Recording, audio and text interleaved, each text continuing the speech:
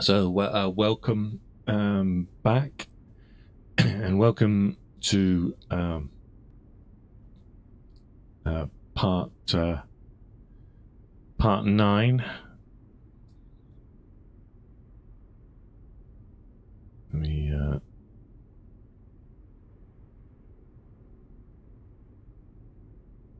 This is part 9, and let's just do a bit of admin here.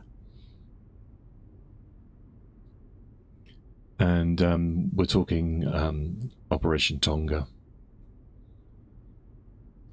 And so in this part, we're going to look at the villages that you see in front of us here. The one on the left is Benouville, and on the one on the right is Ranville. And right in the middle here, we've got the bridges over. This one here is known as, well, it's now known as Pegasus Bridge. This is the Caen Canal Bridge, and this one here is now known as Horsa, but this was the River Orne Bridge. So let's I'm going to go to my timeline here, and we can find the next episode. So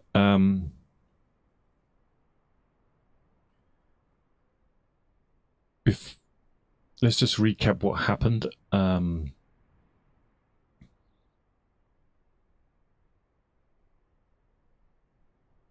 We've got this white dot here in front of us is actually the position of where glider number 1 landed, and we can then just run through the events from that point.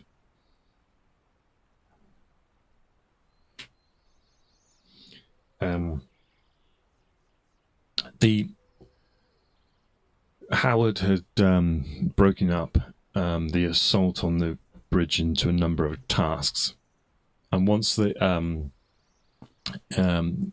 over the sort of the shock of the impact of the landing, he met up with Lieutenant Den Brotheridge outside of the glider, and he then gives the platoons, the squads move up to him, and then he gives them the task in the order that they arrive. So Den Brotheridge is given task number 1, and his job is to charge across the bridge and take the western side.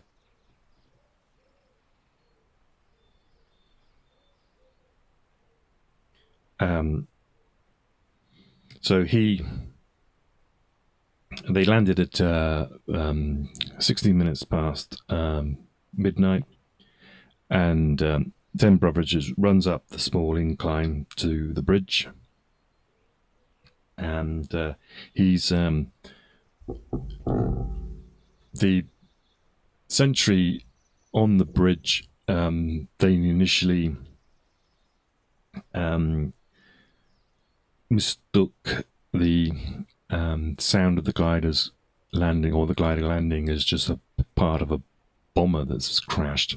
It must have been that common, the constant aircraft noise going overhead. So they don't think anything of it. But when Den Brotheridge moves up with his squad,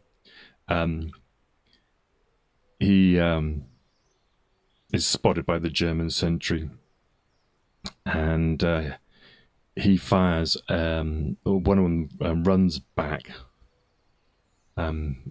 shouting "paratroopers," and another German sentry fires a very light flare.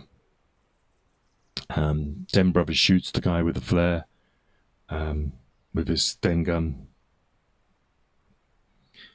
and charges off across the bridge with privates Bill Gray and Dennis Edwards.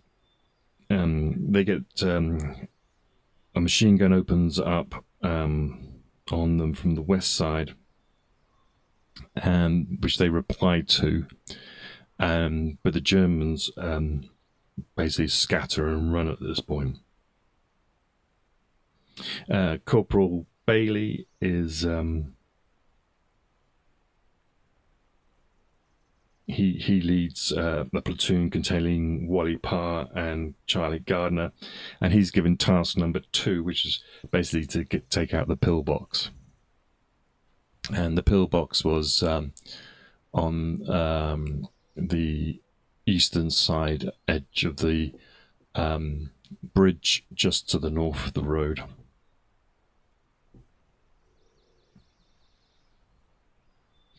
At this point, they throw grenades, phosphorus grenades. I think one of them, Den Brotheridge had already thrown a grenade towards it, but they then reply throwing grenades in through the slits of the pillbox and use a Bren gun.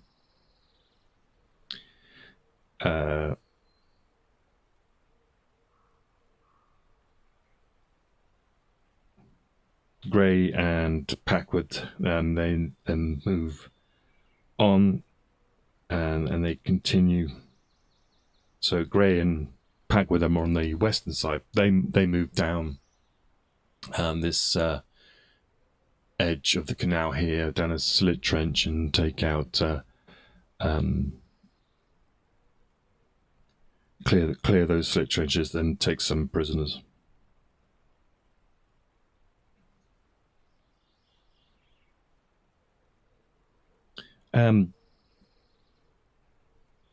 The other gliders are arriving at this point.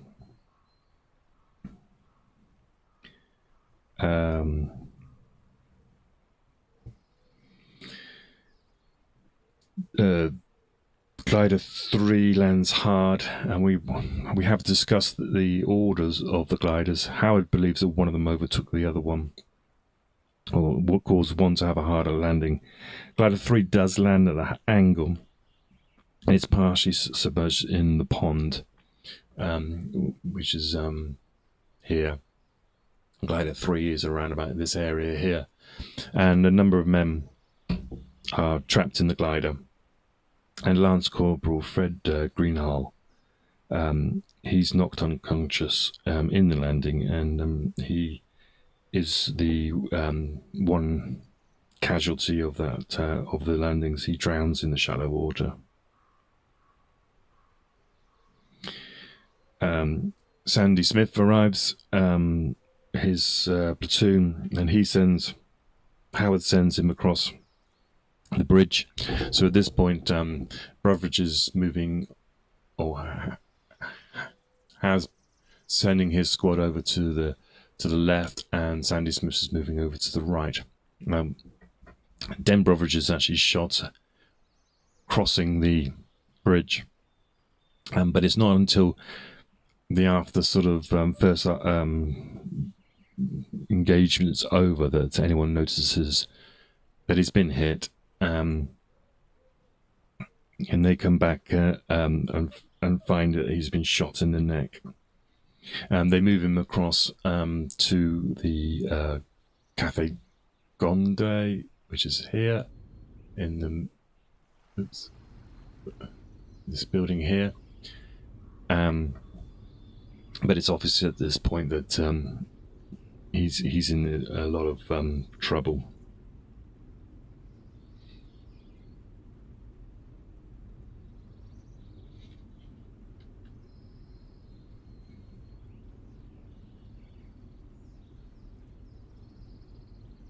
So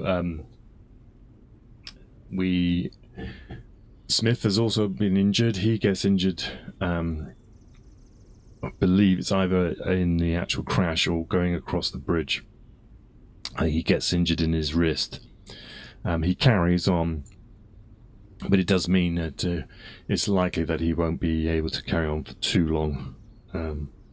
So Howard has already lost 2 platoon leaders. And when he doesn't, what he also doesn't know right now, he's also lost his second command, missing.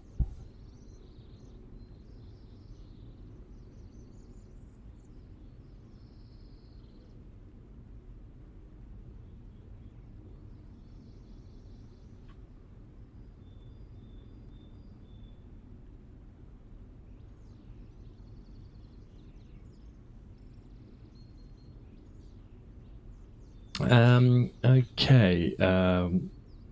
What else have we got? Let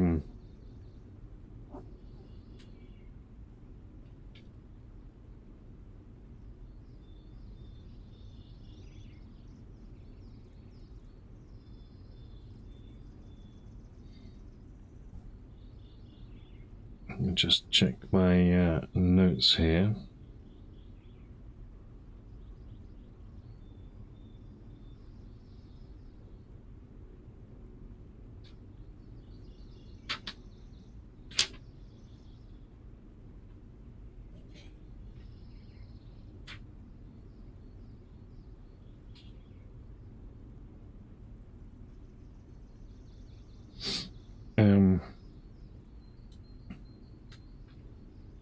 Just going to, so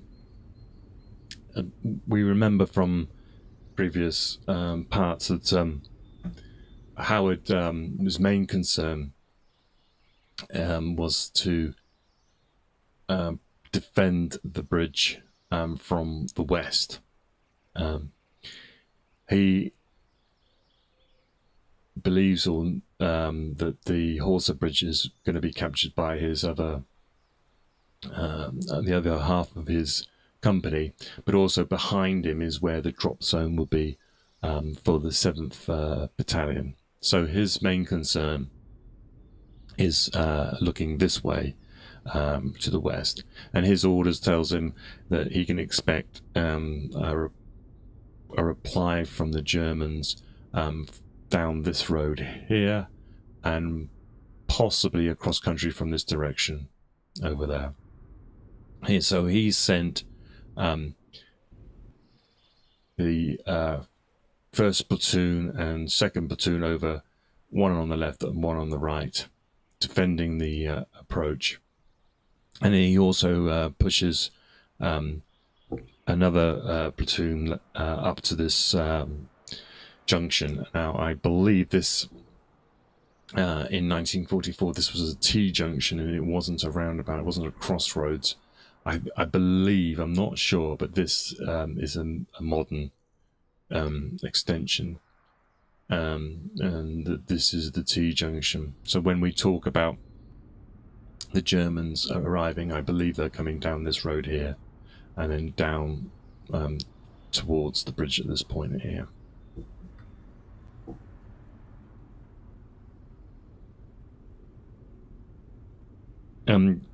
Howard is the counterattack is going to be coming from the he's told the 736th Grenadier Regiment, and this is part of the 21st Panzer Division. Now, this is because it's not a tank. It's not the tanks. The tanks can't be moved without Hitler's permission. But elements of the support infantry, they can be moved, especially if it's because there's been a very a threat in proximity. Howard's told that he can expect at least one company of infantry and possibly 8 tanks or 2 guns mounted on lorries coming from the south and southwest.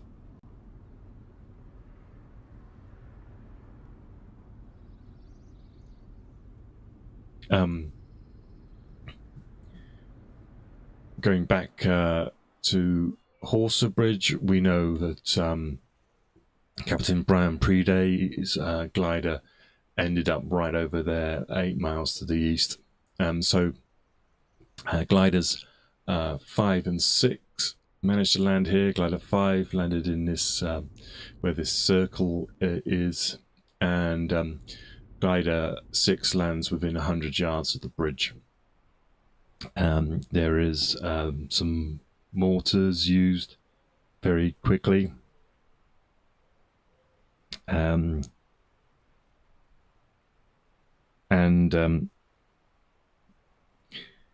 we've discussed the landings before and the reasons why all that happened. but Fox is the Lieutenant Fox is the guy in Guide 6, and his platoon destroy the machine gun post with a mortar round, and the Germans on this bridge run off towards Ranville over here. So that bridge is captured really quickly, and by the time that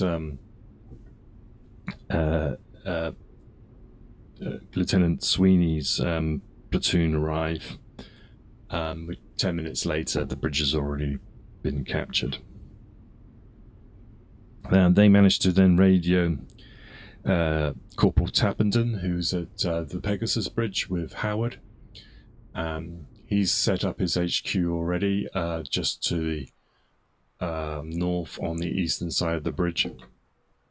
And so Howard is told at this point as well that by the sappers that the bridge, although wired for destruction, they're lacking the explosives to carry that out. So at this point, at 12:26, which is it's only 10 minutes after the number 1 glider had landed, and about an hour and a half from the time they took off at RAF Tarrant Rushden. They have completed their mission, and the signal for the bridges being captured and intact is ham and jam. So Corporal Tappenden begins calling out ham and jam, and he's trying to contact Brigadier Nigel Poet. Now, Nigel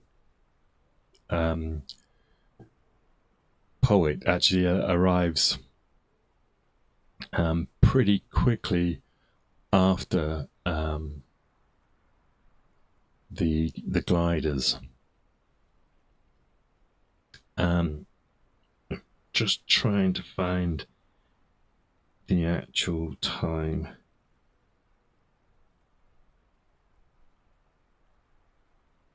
But briefly, I'll try. If anyone remembers or knows, then write it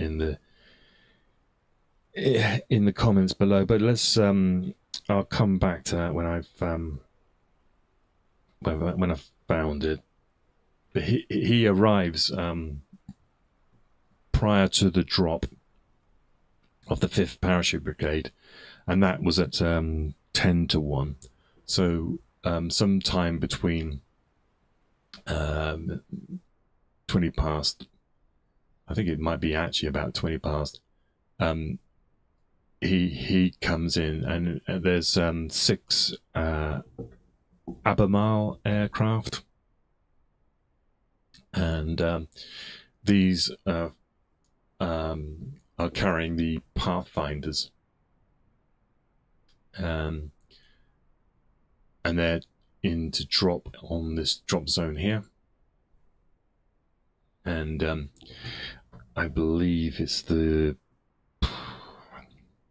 Pathfinders. It's something like the 22nd Independent Parachute Company. Anyway,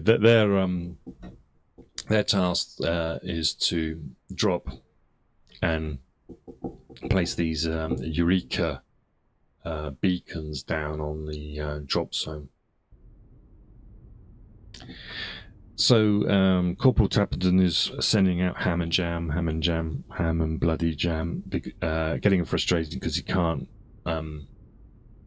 contact the brigadier.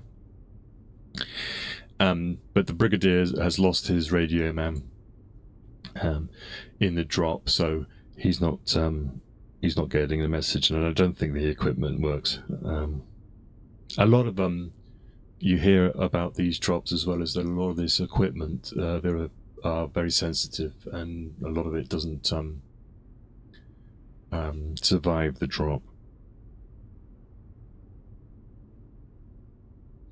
So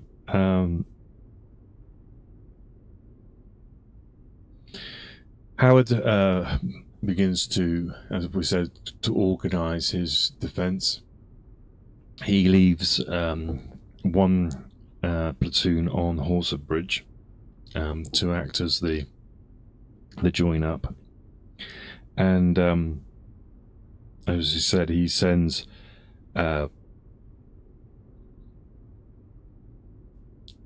so Sweeney's ordered to stay with his platoon at the Horsa Bridge, and he orders Fox, Lieutenant Fox, to bring his platoon over to Pegasus Bridge. So we now have 4 platoons at Pegasus Bridge and 1 at Horsa. He moves, as we say, there's Den Brotheridge's platoon is number 1 is occupying this western side of this road here, and number 2 platoon is concentrating on the Le Port side of the bridge, and then he pushes the 3rd platoon towards the 2 junction at the top. So he's got himself a defensive enclave around the end of the bridge.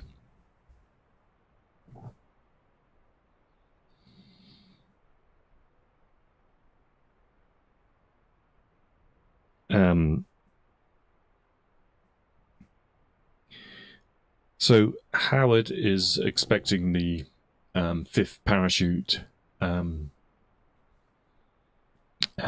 Brigade to begin dropping at 10 to 1. And he has a liaison officer, Lieutenant MacDonald, who has dropped with him, and he's sent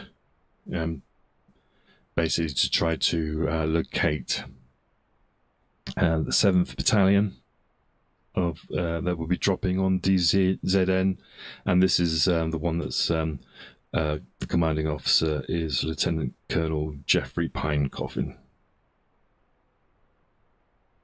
So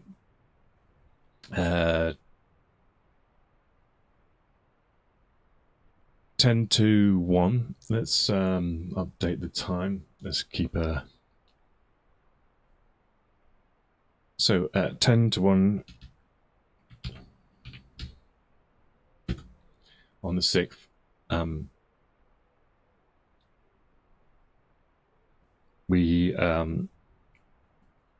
Howard actually recalls, and I'm going to just quote what he says at this point.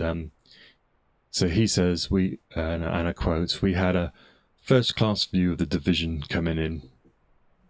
Searchlights were lighting up the chutes, and there was a bit of firing going on, and you could see tracer bullets going up into the air as they floated down to the ground.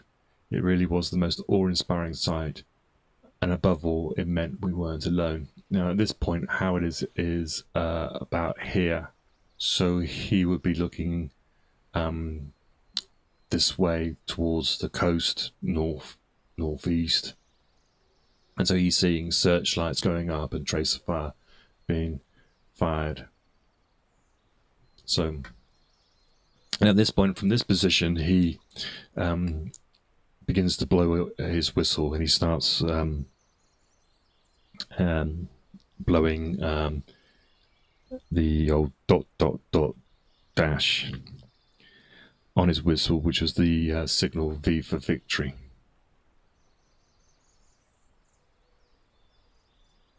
And whilst we're on that signal V for victory, there was an incident on the Horsa Bridge where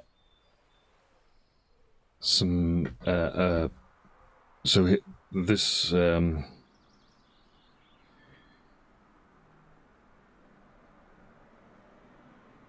this is when Sweeney's men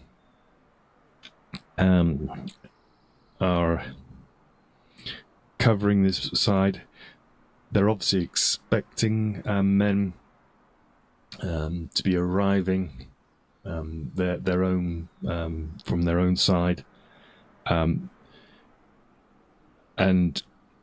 they saw some men approaching up the riverbank from the south. So up the riverbank from the south. So they would have been seeing these men approaching from this direction. And they challenge these people with the expecting a V for victory kind of response. But when they were challenged, they shouted "Englanders" and began opening fire. And Sweeney's men replied. I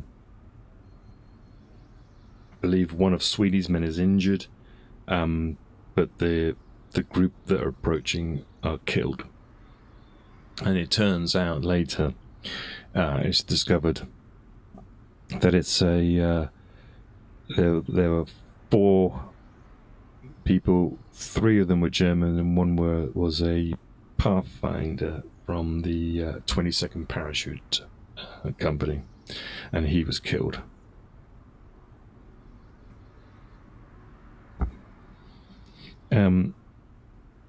Around about this time as well, with the whistle blown, Nigel Poet has landed. He gets orientated by Den Brotheridge's Bren gun shooting, and he arrives and meets up with Howard.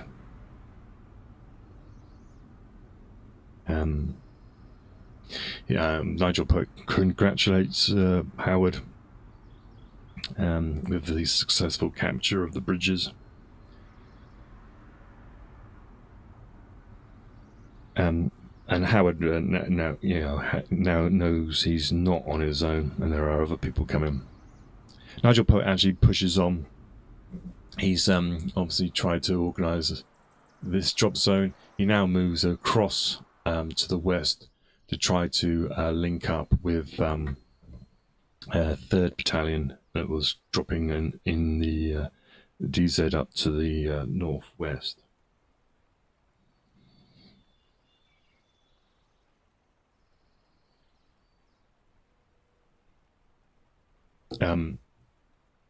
It is around this time as well that it is reported that engine noises could be heard, and it's believed to be the sound of they report tanks, armoured vehicle possibly coming from Benouville.